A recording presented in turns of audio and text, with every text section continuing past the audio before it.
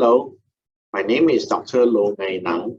I'm an orthopedic surgeon practicing at the Gleneagles Hospital, and I'm also clinical professor at Singapore General Hospital, Duke NUS Medical School. In this presentation, I will try to answer some of the frequently asked questions that patients post during their consultations with me regarding total knee replacement. I've picked 10 questions which I feel are often asked, and I will then provide objective answers based on scientific studies. These questions will be like, how many types of knee replacements are there? How long will the knee replacement last? What is the optimal age for a patient to go for knee replacement surgery? Can a diabetic patient safely undergo knee replacement surgery? Is it safe to do both knees at the same time? Can I squat after knee replacement? Is it true that patients now can go home same day after surgery? And how long does it take to recover after knee surgery? And then, of course, what about the latest technology, computer-guided or robotic-assisted knee replacement surgery? And lastly, what is the most important factor when I come to choosing where to go for surgery? And is this surgery expensive? Total knee replacement. Well, total knee replacement is usually done in older patients with end-stage osteoarthritis of the knee that has failed medical treatment. So often we will have an older patient in the 70s coming to us with a painful, swollen, stiff knee that is often with a bow leg deformity, and they walk with a limp because of the pain and the deformity.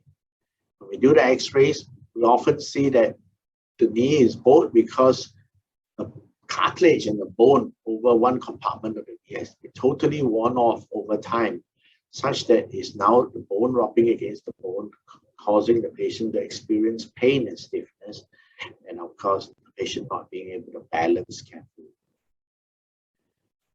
So with that in mind, if we do a knee replacement, and a knee replacement involves putting a metal cap over the distal end of the femur and a titanium tray with a piece of plastic supported on the tray over the upper end of the tibia, we can then recreate back a nice smooth joint surface and restore back the neutral knee alignment, allowing the patient to stand and balance properly like this picture shown after surgery.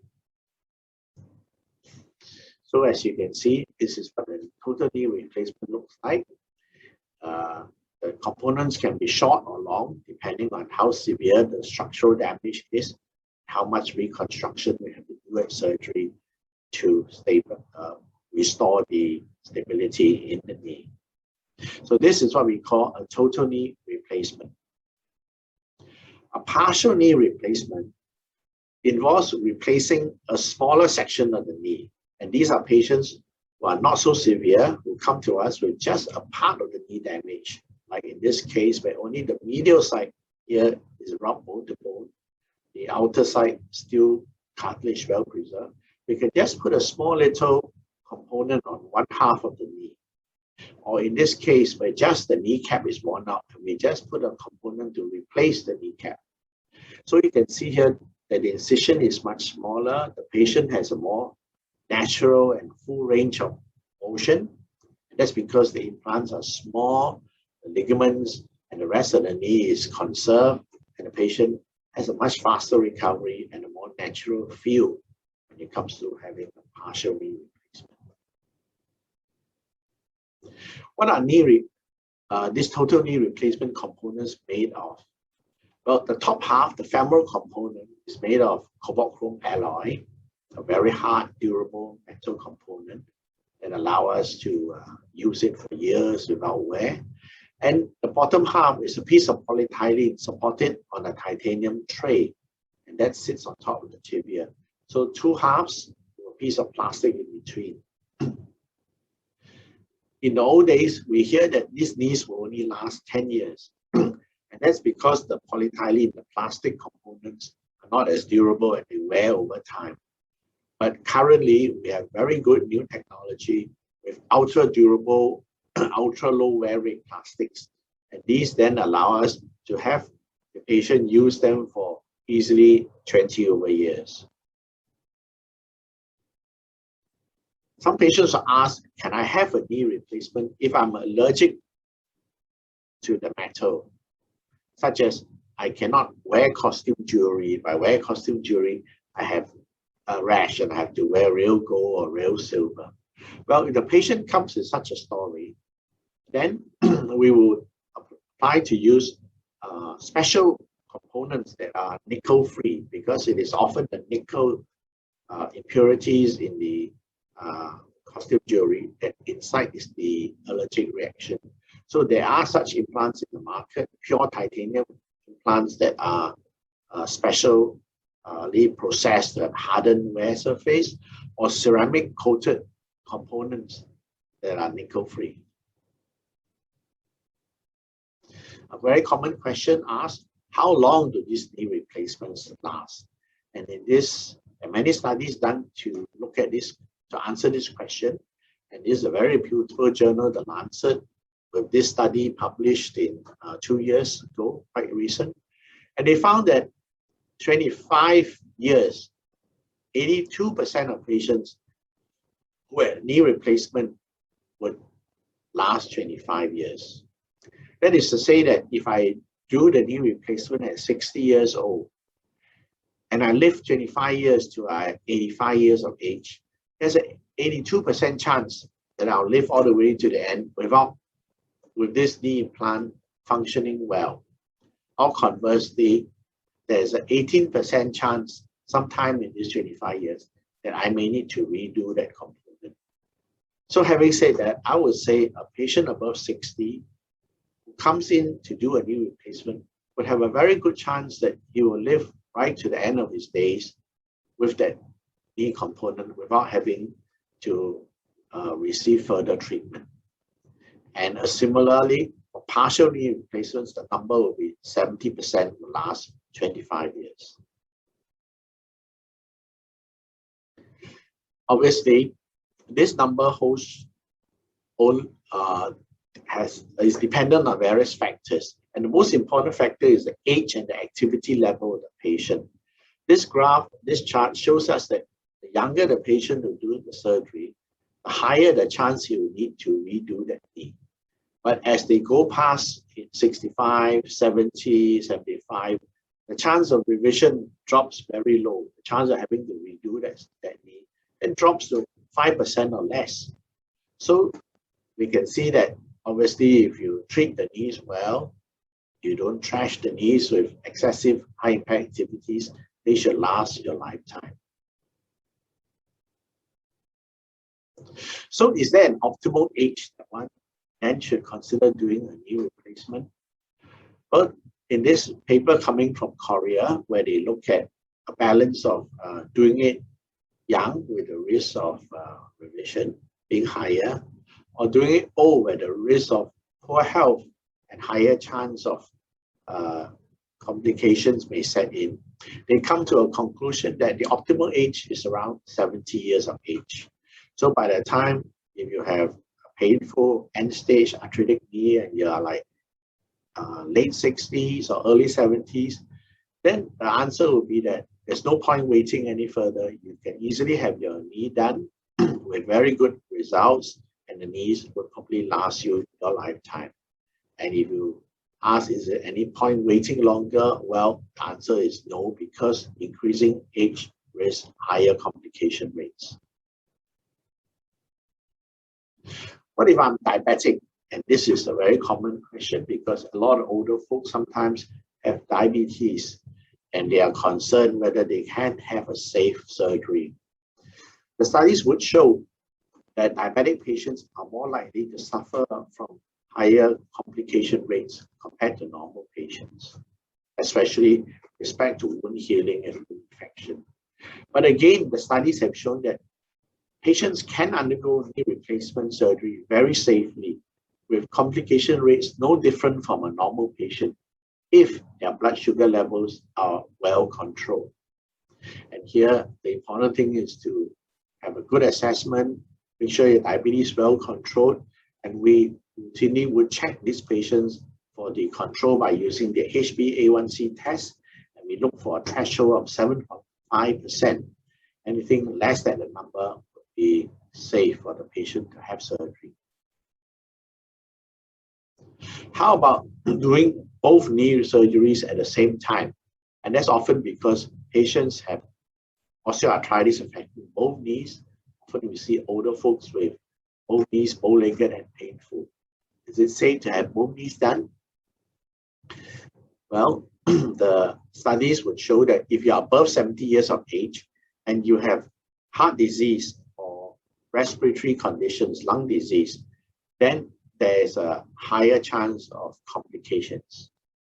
So with that in mind, we would pick younger, fitter patients to, if they wish to do both knees at the same time. The patients more than 70 years old with heart disease, with lung disease, will be better and safer for them to have the surgery on two separate occasions. How long would it take to recover from knee replacement surgery? And this is a very nice chart taken from Helpline, looking at the stages of recovery. And you can see here on the first day of surgery is rest day. Then after the first day after surgery, we actually start physiotherapy. The therapist will come to teach the patient how to get out of bed, stand and walk short distance using a walking frame, and as well as to do bending exercises. On day 2, the patients are then taught again to repeat the same exercises, and they start to walk much further, and they're taught how to get to the bathroom. By 3rd day after surgery, patients should be able to get out of bed unassisted, walk to the bathroom by themselves and walk back using a walking aid. And often at this time, they are able to switch to using crutches or a walking quad stick. If they are confident and they have good home support, they are usually allowed to go home on the 3rd post-op day. Thereafter, at phase 2, weeks 1 to 3, they stay at home, they continue to do their rehabilitation exercises to improve their muscle strength and to improve upon their knee bending range. They use a cold compress to suppress the warm and swelling around the knee joint. In phase 3, at weeks 4 to 6, they are usually quite good now. They can able to go out of their home, walk extended distances with a walking stick. Some of them are able to start work, and at week 4, they are often able to drive a car. By weeks 7 to 12, they are usually able to use a stationary bicycle. They go swimming. Some of them can go back and play a bit of golf. And usually by the 3rd month after surgery, week 12, most of them would be functioning very well. So this is the kind of timeline we're looking at for patients to recover after total knee replacement. Often they ask, can I drive after knee replacement surgery? Well, if you drive an automatic car and you are doing surgery on the left knee, that's not a problem. If you have surgery on the right knee, then usually we will say 4 weeks after surgery. And the reason is because the studies show that the brake reaction time takes on average 4 weeks to return to normal, allowing you to drive safely. Of course, you have to be assessed by your doctor who did the surgery to make sure that your knee is not stiff, not weak, and then you are able to have a very good response time. Another very common question, can I squat after total knee replacement? After knee replacement, and if it's done well, we expect a patient with diligent physiotherapy to achieve 0 to 120 degrees of flexion. With that kind of flexion range, they should be safely able to climb stairs, go down the stairs. They should be able to get out of a chair easily, a low chair even, without using their hands to assist. And they should be able to ride a bicycle, because all these are easily achieved with 0 to 120 120 degrees, 115 degrees of flexion. So a patient after knee replacement surgery should be able to sit cross-legged on the floor quite comfortably. They should be able to kneel down at the pews, church, on a pillow perhaps, and they should be able to use a squatting toilet because this is easily achieved with 120 degrees of flexion. Of course, if they want to bend all the way, calf to thigh, or kneel down on a tatami in a Japanese restaurant, that may be more difficult and often not achievable. Nowadays, we hear that knee replacement patients can go home the same day or within 24 hours after surgery. Is there some new technology that allows this? Well, it's not really new technology. It's the same surgery, except that now we are able to select our patients, the younger, fitter patients. And if we train them before surgery through physiotherapy classes and patient education classes, and if we do the surgery well, and we arrange for good home support and special facilities to look after them upon discharge, then often we are able to allow these patients to leave within 24 hours after surgery. Now, this is not for everybody, as can be seen. We do not, and we have to be very careful in our patient selection so as not to risk the patient having complications. So specially selected patients well educated and taught what to do, and then having a good home support, a good surgical team, and a good post-op care setup to look after these patients. Then we can allow them to go home 24 hours. How about computers and robotics? And these are some of the things making the news nowadays. Are these essential to make better results? And here we can see pictures of surgeons doing robotic surgery with aid of a computer-guided system and a robot doing the bone cuts. Well, the whole purpose of the robots and the computers is to make for more accurate bone cuts. Well, the objective, the answer based on studies is to the question of does computers and robots make better knee replacement surgeries? The answer is not just yet. Because as can be seen by these various recent publications, including this award-winning paper just 3-4 years ago, they have yet to find that using computers and robots would make a difference with respect to post-op pain, functional outcomes, overall long-term implant survivorship, as well as complication rates. This basically means that if done by an experienced surgeon, as opposed to done using robots, actually there is no difference.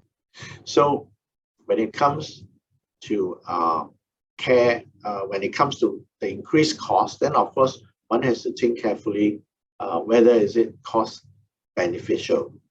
So our answer would be not just yet, but perhaps in the recent coming future, because we know computer technology and robotics improve very fast, and we wait for new studies to show us. So what then is the most important factor in deciding on the knee replacement surgery? What really makes that difference? If I have to decide, how do I decide? Well, it seems that the studies would show that the most important factor is your surgeon. A high volume surgeon, a surgeon who does many cases, who is very experienced, the studies would show that they will be associated with lower risk of complications and readmissions and repeat operation. They will be associated with shorter hospital stay, and earlier home discharge. Conversely, surgeons who does low numbers, who are not so specialized and do not do that many cases, would be correlated with high infection rates, longer operating time, longer hospital stay, higher transfusion rates, and poorer patient outcomes. So obviously, it all boils down to practice. The most important factor deciding on your outcome would be obviously to choose an experienced surgeon who is specialized in that particular surgery and who does many such cases. So again, in these two papers, the endpoint would be the studies show that if a surgeon who does at least 70 knee replacements a year, they will have better outcomes than those who do less. And surgeons who are specially trained, who have been fellowship trained in knee replacement surgery, would have better outcomes than general orthopedic surgeons. Lastly, is this surgery expensive? Or is the surgery cost effective, to put it another way? And we would, again, there are many studies out there to show the cost effectiveness of knee replacement surgery. A large proportion of the economic burden of osteoarthritis is related to the indirect costs and to the loss of productivity. Often, the family members have to take time off work to look after the patient or to bring the patient for treatment, or the patient is unable to do certain things himself and has to rely on others. Hence, the studies will show that by doing knee replacement surgery, you can improve upon the patient's function and patient's quality of life. And if you can restore the patient's ability to independent living, then obviously this surgery becomes very cost effective when compared to non-surgical treatment. Well, thank you for sharing this lecture with me.